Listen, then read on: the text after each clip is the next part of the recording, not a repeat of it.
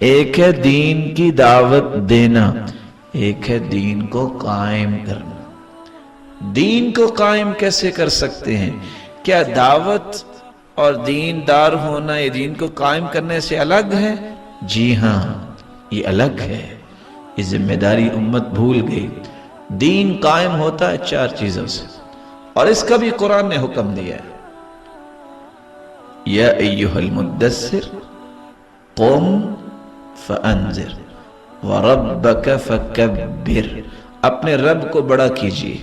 میں لفظی ترجمہ کر رہا ہوں کیونکہ کبر، یہ کبر یکبر تکبیر سے ہے۔ کیا مطلب؟ اپنی سوچ، اپنے تصور، اپنے تخیلات، اپنے اقوال، اپنے اعمال، اپنے معاملات میں ثابت کیجئے کہ میرا رب بڑا ہے۔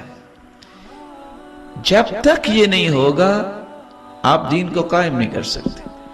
نماز کا وقت ہو گیا، بیٹا سویا ہوا ہے اور بندہ کہے کوئی حرج نہیں، اس کا مطلب اس نے بیٹے کو بڑا بنایا ہے، رب کو بڑا نہیں بنایا۔ نماز کا وقت ہو گیا، دکان کھلی ہوئی ہے، اس کا مطلب اس کی دکان بڑی ہے، اس کا رب بڑا نہیں ہے۔ اللہ اکبر کا معنی یہ ہے من کل شیء، ہر چیز سے اللہ بڑا ہے۔ انسان رشتہ داری میں معاملات کرتا ہے، شادی پہ، غمی پہ، وہاں غیر شرعی باتیں ہوتی ہیں، اس کا مطلب اس نے اپنے رشتہ دار کی رضامندی کو بڑا سمجھا، رب کو بڑا نہیں سمجھا۔ جب تک رب کی تکبیر نہیں ہوگی، اللہ کو بڑا نہیں سمجھا جائے گا، دین قائم نہیں ہو سکتا۔ یہ بھی کوئی دین کا قیام ہے۔ شادی ہو، خوشی کا موقع ہو، رشتہ دار جو ہیں وہ ناچ رہے ہوں، گانے سن رہے اور کہے کہ کیا کہوں رشتہ دار ہیں؟